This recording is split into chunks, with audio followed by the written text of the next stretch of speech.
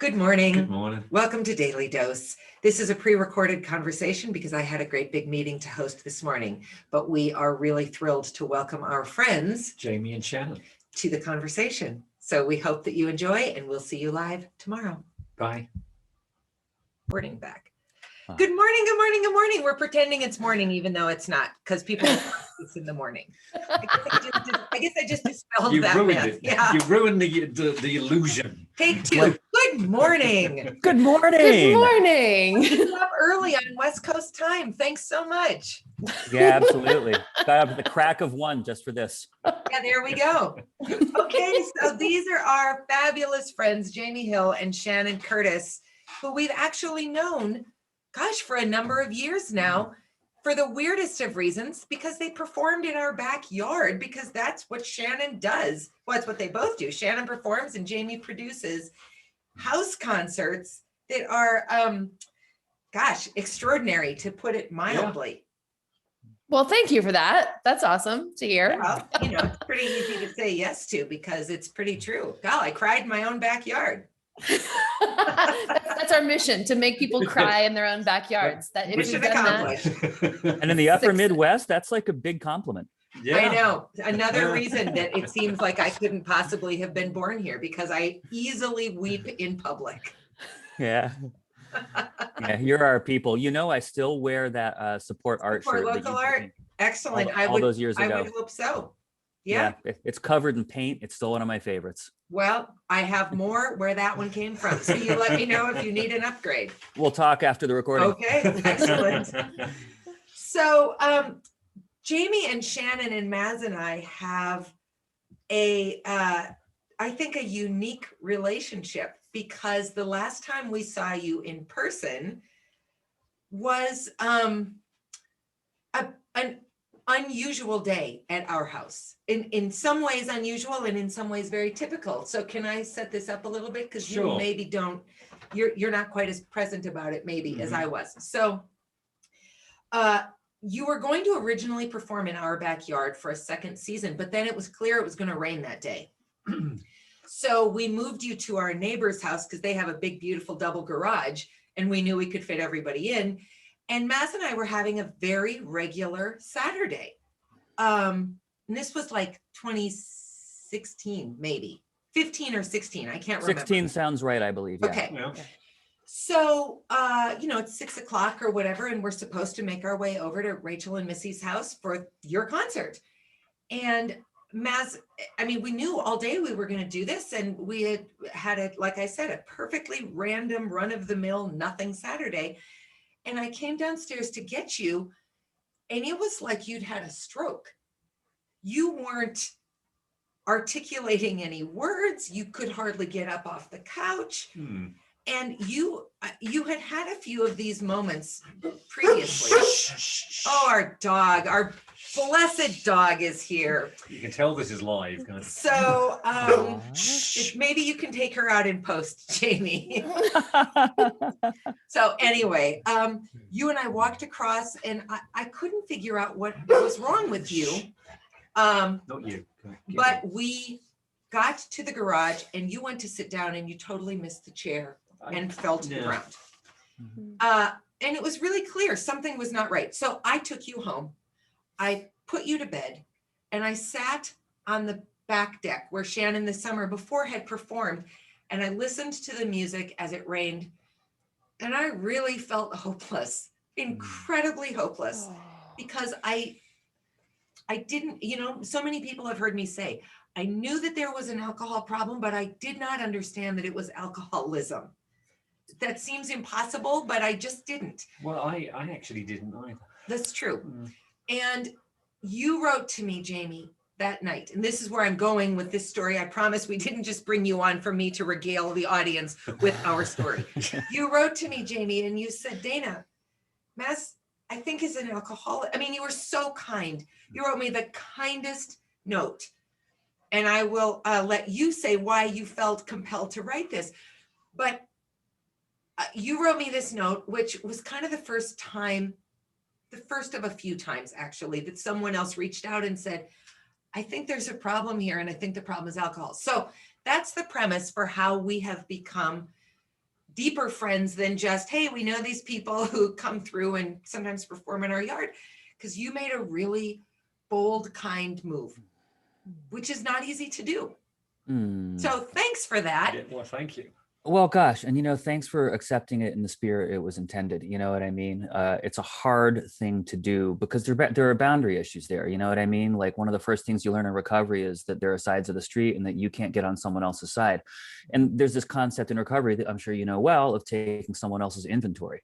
And that it's not really something that's appropriate to do. Like you can take your own inventory, but it's for someone else to determine that they have an issue they need to deal with. And so it's always a really nuanced thing, if you're someone with long-term sobriety. And I mean, Maz at this point has what I would term long-term sobriety. You know what I mean? Like most people tap out after like 6 months, 9 months, whatever. But to have many years, that's a big deal. And I'm sure that you also have now in your orbit people who you're like, I see where this is going for you. Yeah, You know what I mean? actually. And it's from your own experience. It's because you relate to them, right? And it's not a judgmental thing ever when I can see in somebody else what I saw in myself, retrospectively. Like you, I wasn't really sure that there was like, it's weird. There were 2 phases for me of my alcoholism. There was a phase where I didn't think I had a problem. I just was more extreme than other people. And then there was a phase of about 4 years, maybe 3 years toward the end of it, where toward the end of the active part of it, and being an alcoholic, obviously, where I was very aware that I had a problem. I was also completely convinced I couldn't do anything about it and was just kind of waiting and at a certain point hoping to die, and increasingly frustrated that it wasn't happening. So with that all as context, it's really, it always feels super sensitive for me to, and I don't do this kind of thing often, but like, I like you guys, I care about you. There's one of those sort of, how like certain friend relationships come with like a custody of trust, like the person who introduced you kind of makes it more special, Yeah. And our friend Terry, who introduced us, is one of those people for us. So it immediately elevated, my perception of our relationship. And it made me just care a little bit more, if you know what I mean. And, that all said, it's really, really hard to reach out to somebody and be like, I think there might be a problem here. Like you can't really exactly do that. And if I recall the message, which, I may or may not, because my memory has never been what it used to be. But, I imagine what I did is I shared my own experience, and how I related to what I was seeing in that day. You know what I mean? Yeah. That tends to me to be a pretty safe place to go with those kinds of conversations, because I'm not putting anything on anybody else. I'm just sharing my experience, my strength, my hope, in hopes that maybe the person reading it might relate to it in a way that prompts something inside of them. Yeah, I mean, I got that message from you, and I spent a big chunk of the night kind of awake, waiting for Maz to wake up in the morning, and asked him about it. And it's interesting, you took it really well. You always took it well. There are actually 3 periods where someone reached out to me. But what's interesting is that you're the only person who is in sobriety who reached out to me. The other 2 had some experiences with it, but not like yours. So yours had more weight to it, to me, because I knew you were coming at it from a really up close and personal perspective. And I also knew you had no agenda. It was very clear that this was not hey, I'd love to find a fellow addict in Fargo. You weren't, you were looking for a recruit. Right. You Or looking for leverage over you in a subsequent social interaction. Yeah. You were there to produce a live concert in someone's backyard. Yes. So, Maz's response was sort of typical to the ways that he always deflected conversations around alcohol. And so because I suppose I wanted to stay naive, I just bought the answer and I wrote back to you and told you that what I thought it was. And you were again, you were so great about it, Jamie. You just said, oh boy, that makes sense. Good luck. Have a great summer. I mean, whatever, And what was funny is that I don't quite remember what made me reach out to the two of you recently to ask if you would come on the show. But when I pulled up the Facebook message and realized that I had never circled back to say to you, Jamie, you were right. And look where we've come. I mean, I had never followed up with you. That was such an incredible revelation, because when we saw each other in person last, the two of you were about to perform, which as a performer, I don't care how comfortable you are. I don't care how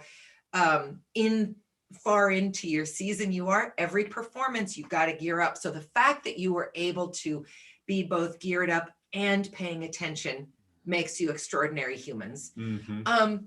But you saw us months before we hit the bottom of the bottom for us. So you really were there at the just garbage. And now you're here at this incredible apex, which is the only place we've ever known the two of you, is at your high.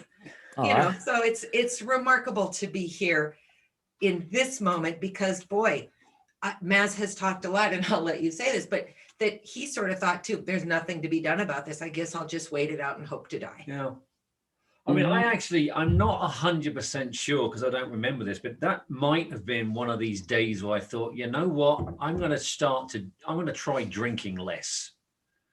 Oh. And I think, I'm not 100% sure. I'm not making excuses, obviously, because I don't have to anymore. But I think that's what I was trying to do, because I remember we had a good day, engaged day together, and then I just kind of fell apart. Probably because I was starting to go through the first stages of withdrawal, and then I went to sleep, and it hadn't kicked in as much as it did when I ended up in Sanford for 2 weeks. Yeah, absolutely. You know, that makes a lot of sense. And Dana, you know, to your point that you made earlier about not recalling why we started this most recent conversation over the last couple of weeks, the reason why is because it was Maz's birthday recently. Yeah. And and as always happens on people's birthdays, if Facebook alerts me that someone's having a birthday, I always just reach out. And I mean, I'm connected with 3,500 people on Facebook, and every single one of them, if they have registered their birthday, gets a birthday message from me. Yep. Just because I figure, we're friends for a reason, even if it's just tangential from having met at a house concert, and I want to nurture the relationship, So anyway, I reached out to Maz with like a happy birthday, dear Maz. How are you? And Maz, you opened up to me. I did. I thought you deserved it. Well, thank you. You said something truthful today, and I thought, I'm going to give you my truthful good news. I love it. I love it. I love it. And, to another point that Dana made, about how, before you got sober, Maz, like there was a deflectiveness, right? Because that's what people like you and I do when we're living in our disease. Anything that comes close to kind of getting inside of our shell, that little part that we keep for ourselves about our disease, we just push it away, And my experience of you pre and post sobriety is of two different people. The second person being so much more engaged. I mean, and this is just so readily apparent to me, just from, a few, highly engaged Facebook messages. Our interactions before were always cordial and lovely, but at a remove. Yeah. And there's a closeness now that I can just perceive in you, and that I'd imagine you just extend around you naturally. It seems like maybe that shell has gone for you. Yeah, that's a really interesting way to say it. So Shannon, you also don't have to be on just as a lovely mute at the bottom of our screen. I'm just enjoying y'all talking. I could sit here all day long and revel in this joy. It's wonderful. So, one of the things we have not had a lot of spouses or partners of addicts on. We've had a couple, because that's a very different and unique place to come from. But you met Jamie post his enjoyment into sobriety, correct? I did. Yeah. In fact, the night we met, we were both on tour. I was with my previous band. It was actually in Minnesota that we met. In St. Cloud. We were in the upper Midwest. But we met, and in the first 30 seconds of our conversation, Jamie told me, I'm recently single and 2 years sober in AA. And I was like, oh God, I'm also recently single and I've been in a 12-step recovery program for codependency for a year. And that was the thing that sparked the conversation we had until 3 a.m. that night. And I had, been in recovery for codependency for, about a year at that point, and had gotten to the place where I really knew for myself that if I were going to have a partner again in my life, I really, really wanted it to be somebody who had had the opportunity to do the kind of internal work that I had been able to do in my 12-step recovery, because it was life altering for me. And so, I mean, it saved my life, first of all. But in terms of the way in which I approached my life, I really just couldn't fathom being in an intimate partnership with anybody who wasn't approaching their life in that way as well. And so meeting Jamie and having that sort of spark of attraction, and then finding out that he was, also a person who is doing this kind of self-exploration was so exciting. But really our relationship was really like a foundational aspect of our relationship is recovery. And it still is to this day. I mean, it wasn't just, that first night meeting that sparked the connection. It is an active and foundational part of our daily personal lives and also our relationship. And I could not be more grateful for that fact. That's a fantastic story. Yeah. I say a lot, and I wrote about it while Maz was in treatment, that I was jealous that he was getting all that time to dig into himself. Who else gets to do that? It's unbelievable. And that's a really weird thing to be jealous of. It's like being jealous of someone who has cancer or something. But nobody gets to take that kind of deep dive in such a vulnerable, supportive way that I've experienced. Certainly, it was shocking to me when I sat down with his sort of cohort in rehab. And, you're looking at, on one hand, a group of such broken, disabled people. And on the other hand, the most present, the most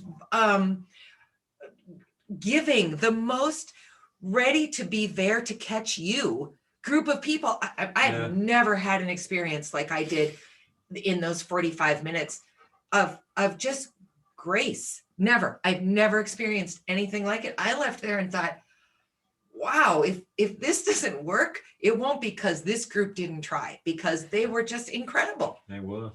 Yeah. When I had the opportunity to begin recovery, I had similar thoughts, like everybody could benefit.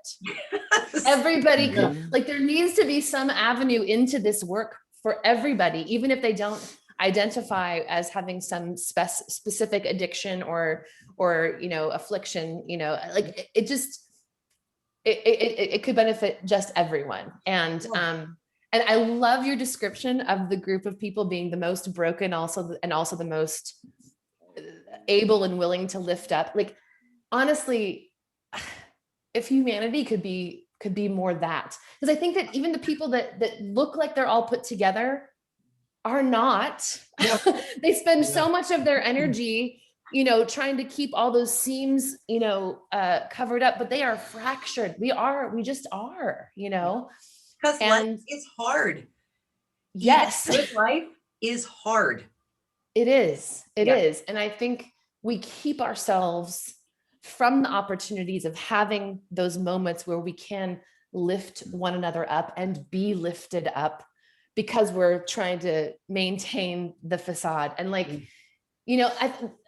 this is honestly, when you say, we were there to perform a concert and Jamie was noticing, honestly, the reason we do what we do in our art making is this exact purpose. Mm-hmm. It is to get to a place where we can actually make genuine connections with other human beings. Honestly, if that weren't the foundational purpose of what we do, I don't think it would feel fulfilling or be something I want to do long term. It is not just about making pretty music in people's pretty backyards. It is about getting to the meat and getting to that connection and getting to the place where we can get behind those cracks with one another and really do lift each other up, you know? Yeah, well, Yeah. there's no question that that's a huge part of what you do. It's really handy that you also happen to be quite a talented singer-songwriter and that you're partnered with someone who can, you know, mix and produce. And it's a really lovely Well, you should always pairing. work on your strengths. That's what I say. Yes. Yes, Yeah, right. will not be hitting the road to do backyard Yeah, no, concerts no. anytime soon. We will not be competition. I We're going to promise. stay here. We're going to mow the yard. That's the piece that we will bring to this. Well, you know, the Maz's point about you know, playing to your strengths is really well taken. You know, like we each have a certain skill set, and we're fortunate that it gives us an opportunity to be of service. But really, like we figured out how to use it to be of service. We could have chosen an entertainment path, Yep. also. You know what I mean? And we both really purposefully about 10 years ago. I mean, when I say purposely, I mean like we talked about it, you Right. know, and we made a really conscious decision to like veer away from that sort of normative path, which was hard, especially at the time, because we were living in Los Angeles, you know, and every extant pressure in Los Angeles is to become part of that industry machine that they have there, which works in a very prescribed kind of fashion. You know, there's a path and, you know, you sort of expect to be on it. There are deep ruts and your wheels either go in the rut or they don't go in, you know. And we, you know, even in the face of all of that, kind of made a decision that that wasn't what would feel consonant with who we are as humans on the inside. You know, we tried it for many, many, many years. I mean, Shannon was trying to get an industry level career going for a long, long, long time, first in her band and then as a solo artist. I think the universe frequently gives you what you need, even if at the time you don't recognize it as such, you know. And I think that she was probably pretty mad for a number of years, or frustrated, or some combination of both, that it wasn't working out, you know, in the default music industry. But what actually was happening is the universe was just creating a bigger and bigger space for us to come into, where we could do what we do in a way that makes sense with who we are as humans, you know. The thing that well, I can't speak for Shannon. I think I can, but I'll speak for myself, and Shannon, you can just like nod along if you agree. The thing that I learned in recovery more than anything is vulnerability. You know, I had a huge, huge wall up around me. And it was a defense against PTSD. You know, I had a lot of childhood trauma. I had a lot of unresolved stuff within myself that I did not evolve healthy coping mechanisms for. And absent healthy coping mechanisms, you tend to go with whatever you can find. And it's real easy in America, I mean, in Western culture in general, to find alcohol and drugs. You know what I mean? They're, especially if you're into music, they're lifted up like sex, drugs, and rock and roll. It's right there in the name. You know what I mean? So, you know, how best to phrase this? The thing I thought I was aiming at when I was a kid didn't end up being the thing that I wanted. You know, the relationship with music that I thought I wanted, I thought I wanted it to be kind of a hierarchical sort of thing, where by putting myself into a position above other people vis-a-vis music, vis-a-vis art, I could somehow, maybe by getting approval, adulation, whatever it is I thought I wanted, fill that hole inside of me better. You know, but in the meantime, I was just filling it on a daily basis with alcohol and increasingly with drugs. Because at a certain point, alcohol doesn't work for you as well as it used to. And then you do cocaine, and then cocaine doesn't work as well as it used to. And then you start doing meth, you know, and things go downhill. But the thing that they all have in common when you first start doing them is they make you feel like Superman, you know. I remember the first time I got drunk, I was 15 years old, and it just erased every single problem that I had with myself for 4 or 5 hours. I mean, until I started puking, however long that amount of time was, you know. But I felt whole, maybe for the first time in my entire life, you know. And that's the thing that I thought I was chasing when I was pursuing music. And then, you know, post sobriety, it turned out for me that actually I had this huge awakening. Like what I was actually pursuing was community. You know, I did want to feel part of something bigger, but I didn't want to be above it. I wanted to be in the middle of it. You know, I wanted to have healthy relationships. You know, I wanted to get to meet more people. I wanted to find people who like the same shit I like, you know? Sorry about saying the S word on a No, you podcast. can. It's a morning program, but it's not a cartoon. You're good. Right on. You know, I mean, meeting people like you, honestly, you know what I mean? How improbable is it that from Los Angeles, we developed a relationship with the two of you where we can talk about stuff like this? I know. It's Oh incredible. my gosh, what a gift. It's so interesting to hear you talk about sort of realizing what you didn't get. Just this morning, we were talking about an opportunity. And I said to Maz, you know, I want it to work. And if it works, outstanding. And if it doesn't work, it's probably the universe saying, yeah, you do not want that. I know you think you want that. I'm going to do you a favor and I'm not going to give it to you because it's so not what you think it's going to be. So just no. You're welcome and no. And so often it's in those moments of you're welcome and no that if you're able to pivot, which isn't always easy, but if you're able to pivot, then the joy that can come from the thing you never even imagined because it wasn't a rut, it wasn't a prescribed path, that's where the real community and joy and presence and all of that can be. But dang, you gotta really dig for that stuff. You kind of got to scrap for it because it's not, you know, you're not finding it in a, what do I want to be when I grow up? Oh. But boy, when you find it and you know it, it's just so exceptional. And I think that has been the great gift of Maz's sobriety for me is that I had no idea relationships could be like this. Who knew? Who knew I would like this? It's so delightful. Well, one of the things I think, the more I think about it, I had to, when I was drinking and you know, not thinking I had a problem, I kind of wrapped myself up really tight and I kept saying to myself, no, I'm fine. And you mentioned the self-reflection in AA and how much that helps. For me, it wasn't, oh, I'm completely broken and I'm screwed up. It realized that, all right, I'm not really broken. But man, I need a lot of help. And that was the freeing moment for me. And the help just came with no strings attached or nothing. It was just God honest help. Yeah. That's wonderful. And, you know, it's so fortunate that you managed to find a way into that, you know. Before I got, like, I was really lucky in a way because before I got sober, like, it was so apparent that I was in such a bad place, you know, like, What do you mean? Weren't you living in your car? yeah, I was homeless. I was living out of my car. I mean, I was unemployed. I was unemployable. I had no money. I was in debt. I mean, I was in debt to drug dealers too. You know what I mean? Like I was in debt to everybody. It was all bad. I mean, fortunately they were friends, but like, it was still not cool. That can't be a good debt though. I mean, that's where I feel like movies come in and thumbs get broken and bad stuff. Yeah, you know, I mean, they were friends, but also like a number of my good friends were drug dealers, and that's also arguably not great. You know what I mean? Probably not. Yeah. Interestingly, the guy I used to buy drugs from the most is now sober also, and we talk, and it's That's wonderful. incredible. That is incredible. It's incredible. And like he was a coke and meth dealer. You know what I mean? He spent time in prison, and like he got sober in prison. And now like he's just on a different path, and it's remarkable. It's unusual.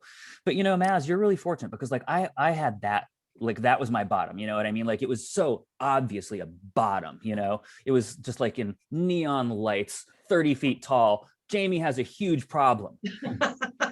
You know, it was uncontroversial. But like you know, you're a respected professor. You know what I mean? And like you were continuing to be so the entire time. And you're charismatic and you're funny and you have a beautiful partner with whom you're clearly in love and a beautiful home. And like, you know, your life didn't completely fall apart. And when one's life doesn't, and when your life doesn't completely fall apart, it can be so much harder to understand that you have a debilitating, life-threatening problem.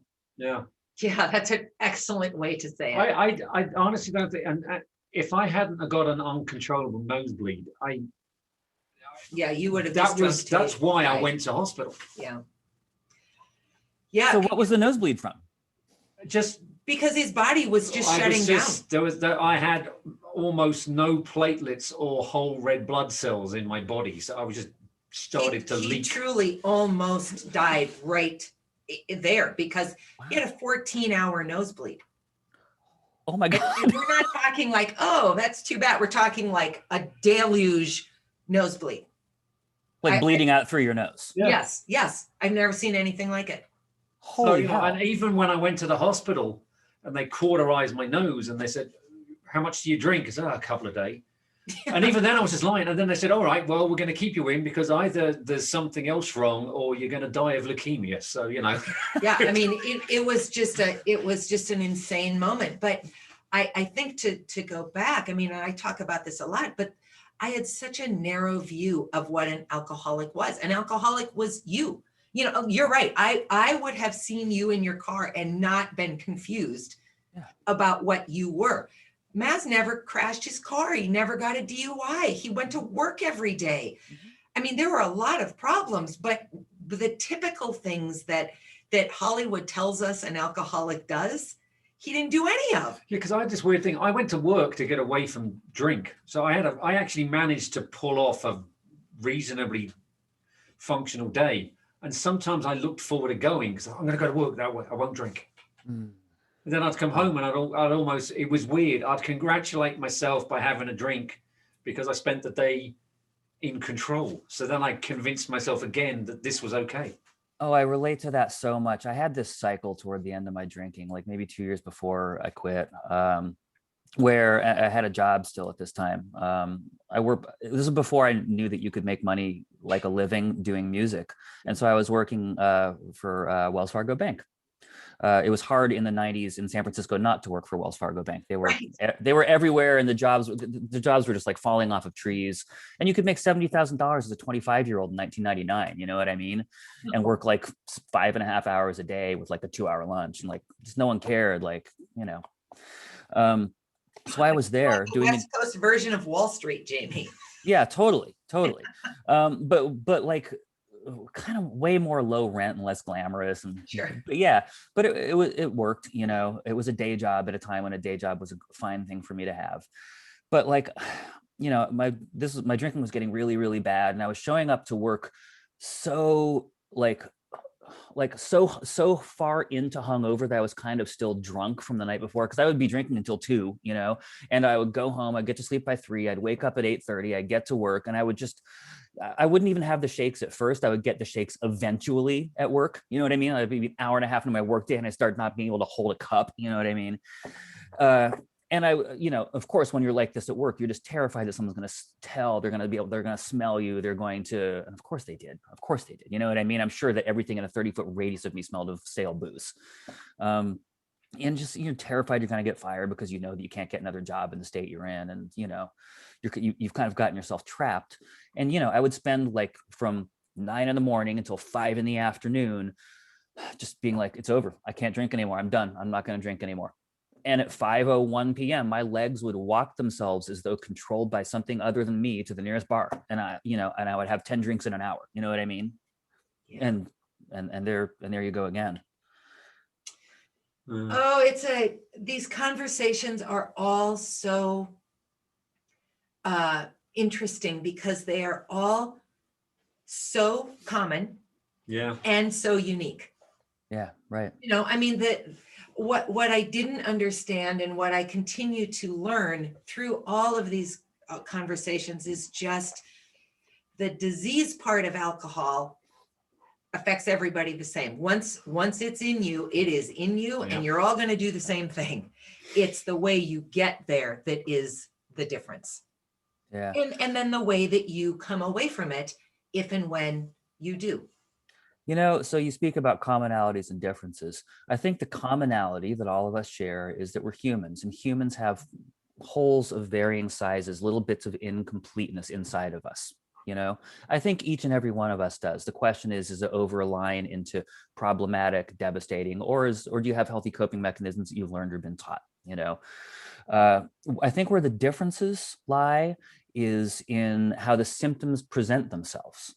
You know, I've got this firmly held belief that alcohol for me is not the problem.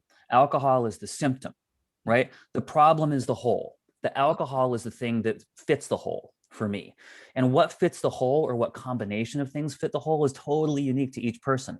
I mean, there are, obviously commonalities. That's why there's AA, because there's a whole bunch of us for whom alcohol fits the whole, or at least most of the whole. We all have some weird other stuff off to the side. For me, it was drugs. For some people, it's porn or sex, or, like they'll do prostitutes, but only when they've been drinking. You know what I mean? It's not a sex thing. It's just that when they have the alcohol piece, then they need this other piece, because that's what totally fits like that weird broken shape inside of them. It's just a question of what shape is your brokenness and what fits inside of it. And that's, I think, where the uniqueness comes from for people. Wow. This is why Jamie and I connected the first night we met, and every night since 16 years later, was, for me, when, as Jamie's describing that hole, for me, I filled that hole inside me with the approval and affection of others. And I learned those coping mechanisms as a young child in a chaotic family where I had a narcissist dad and a troubled sister and a mom who was codependent. And I learned all those ways of keeping the peace and making sure that people, what I learned for me is that those things that filled my hole, what I needed to do to make sure people gave me the approval and affection that I needed to maintain that sense of peace, was that I had to manipulate folks to give me those things. And so my particular disease, if you want to call it that, is that, I would have to continually pull strings to try to get people to give me what I needed. Yeah. I can have a alcohol. I can't even finish a beer. That doesn't do it. It's so for me. disappointing, really. Such a failure, Shannon. Oh dear. But Jamie and I, the root causes, I can totally, Jamie and I can completely relate to one another in that we just how we're each made up, we have figured out, in unhealthy ways, unhealthy coping mechanisms to deal with those root causes, and had to undo those things and learn new ways, much better ways. But yeah, this is like, I don't have a problem with alcohol, but I understand Jamie at a basic level, because I understand myself and how the commonality exists there. Well, and I would say that I think of the four of us, I maybe grew up with the healthiest sense of self. So I have never in my adult life sought something out to fill a void. I certainly feel some voids, but Jamie's point about everybody's got them. It's just, can you cope with them, or how do you, whatever. So we all have them. I agree with that. But in Maz's years of sobriety, as I have come to understand pieces of treatment and aspects of it, it has been so illuminating for me to go, oh, that's why I do that. So your point, Shannon, about why isn't this being taught in school? Why aren't we sharing? Get that stupid blue book to every literate person on the planet. And if they know someone who's illiterate, have them read it to them, because the context and the concept, setting aside some of the, sexism and hyper religiosity of it and all of that, but the core of it is so powerful and profound. It certainly is. It is, a couple of years ago, was it maybe back when we could tour in person before pre-pandemic 77 times. years ago. Yeah. We had a long couple of driving days to get from, I think we were in Cincinnati, Ohio, and we were just going to be driving up to Jamie's folks' house in Vermont for a couple of days off. And we realized that the route we were taking was going to take us through Akron. Thank you. I was like, what is the name of the city? Akron, Ohio. Okay. Which is where there is the house where the big book was written. And there's a museum. Okay. You can go, and we actually didn't get there in time to get it wasn't open, but we were standing outside, and a groundskeeper came out and saw that we were standing out there just, looking at the house, and ended up going to get somebody to give us a private tour of. To be of the clear, house. this is just Dr. Bob's house. This is where Dr. Yeah. Bob was living. Sure. Yeah, Wow. I'm sorry, I didn't mention that part, but yeah, so we got this private tour of the house, and on the ground floor of the house, they have, you can stand in the living room and you can look past sort of like this roped off dining room, and you see this dining room table and like a typewriter sitting on the table. And she's like, and that's where Dr. Bob wrote the big book. And we stood there holding hands. And it was just a holy moment. I'm not religious any longer in my life, but it was a sacred moment where we just acknowledged the fact that the words that were written at that table saved our lives. Yeah. And the reason that we're standing here right now was because of the work that person did. Yeah. And Yeah. Those Awesome. people, I mean, you can't discount Bill's work. I'm sorry. Yeah. But you know what? That's a perfect example of that previous point. Neither one of those men would have elected to become alcoholics. Yeah. And yet, because some door shut for them and it led them down that path, their no and you're welcome should save 3 lives plus me. Yeah. I mean, it's just incredible. And then millions and millions and millions of others. Yeah. It's just truly, it's a profound thing. So yeah, it is a sacred thing that that you got to experience. How incredible. Yeah, it was really cool. It's shocking these days how many people I steer toward Al-Anon. To your point about like, I wish everyone could get this. Like, I feel that way too. And there are definitely people who like don't like have addiction issues in their own lives. There's a lot of them who still could totally benefit from this stuff because either they are partnered with an addict or someone who exhibits addictive tendencies, or they're maybe just like they have evolved some codependency in their relationship, like so many couples can do, like there can be non-toxic forms of codependency that still eventually over time kind of like there can be like healthy entanglements that over time turn into codependency. You know what I mean? Yes. Like where you kind of become too much, like you bleed over too much into one another. Yeah. Yeah, it's interesting. Like I point a whole lot of people toward Al-Anon, it's a really, because it's a nice way to be able to be like, well, obviously you don't have a problem, but maybe somebody in your life does. Yes. Go and see what you discover about Excellent point. that. Nice. Just a little discovery. Yeah. Yeah. Okay. So before we hop off of this incredibly interesting conversation, are you going on live tour this summer? Is that a plan? No. No. Well, go ahead, Jamie.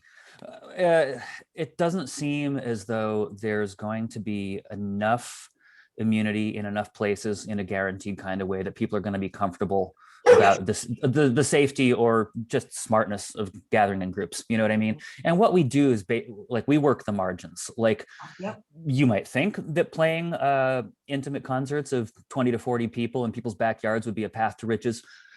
Oddly, it's not actually. So like margins are super important for us, you know, and a 10% variance and things could really screw us. Yeah. So, and we do enough shows, when we go out, like if we can do 60 shows, 70 shows, those 10% margins can add up to a living, and that's great. But, if we eat 10% on each show over 60 shows, we could be in a break-even situation. We could have just wasted 3.5 months. And more to the point, we could have just endangered a bunch of people, There's a big difference between there being enough doses to get into people's arms and those doses being in people's arms. You know what I mean?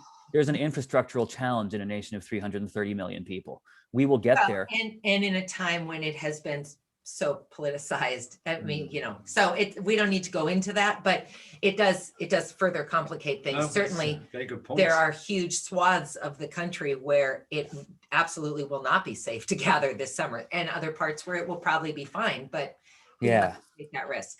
That's exactly it. And, also just, conceptually speaking, we would never want there to be any whiff of conflict or uncertainty or anything but very good feeling around what we do. We would hate to put people into a situation and thereby put ourselves into a situation where it's not, oh my gosh, cool, backyard concert, this is going to be magical and amazing. Like to have that tainted with, I don't know if this is safe to do. Like Yeah. that's not something we want associated with us. Oh my gosh, because that lasts, you know. Yeah. Yep. Yes, it does. Well, where can people find your stuff? Oh gosh, well, there's a few different places we can point folks. The first place I want to point folks right now is that we're in the middle of a new project called 2020-101, which is an album of songs, 11 songs that we are currently making. They are all 11 songs are based on themes that were drawn from well over 100 stories that people shared with us about their experience of the year 2020. Okay. It was kind of like a data-driven, I felt like I was Brene Browning at doing qualitative research, pulling data from really people's well stories. for her, Shannon. So I say go with it. Yeah. So from people's stories that they shared with us, we drew these 11 themes, and I am writing, and we are recording and releasing one song every 10 days for 101 days. Song 3 came out 2 days ago. It's Okay, called so this is being recorded in March. I don't think this will play until the end of April. So a bunch of stuff will be out. It'll still be, we'll be rolling it out every 10 days. So yeah, you can go to 2020-101.net. Okay. And we are releasing the songs. And then after each song comes out, we are asking people to share stories again. So people, we've released songs so far about how normal was disrupted. We've released a song about loss and grief in 2020. And people have been sharing their stories related to those themes, and we're documenting them at 2020-101.net. So we're archiving them. Yeah. There you go. Yeah. We're creating a story archive. And so 2020-101.net is it's kind of like a microsite. There's a single landing page, and then there's one page per song as we add songs, and each page just has, a player for the song, the story, the writing behind it that Shannon has done, the lyrics if people need that, but then just a collection of all the stories that people have submitted. And so it's going to eventually be a living archive of our community's experience of 2020. Yeah. Incredible. Yeah, it's cool. It's a neat project. Yeah. Besides that, you can find Jamie's work at departmentofenergymanagement.com, and you can find me at shannoncurtis.net. And we will obviously put all those links into the body of the YouTube channel and the Facebook page and all of that. Well, Shannon and Jamie. Oh my God, thank you. It was fantastic to catch up with you two again. What a joy. And incredible debt of gratitude to you both. And it's delightful to see the two of you so healthy and well looking. Well, thanks. And the same to you. My goodness. Yeah. Thank you. Thank you. Thank you too. Hopefully in 2022 in person. Yes. Can't wait. All right. In the meantime, we're sending you love from Tacoma. Take care. Bye-bye. Bye. Bye.